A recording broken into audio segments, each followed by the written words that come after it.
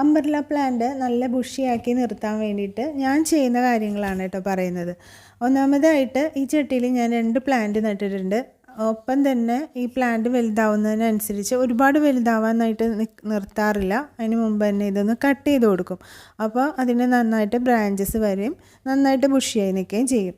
പിന്നെ ഇത് ഒരുപാട് സൺലൈറ്റ് കിട്ടുന്ന ഒരു സ്ഥലത്ത് വെക്കാറില്ല.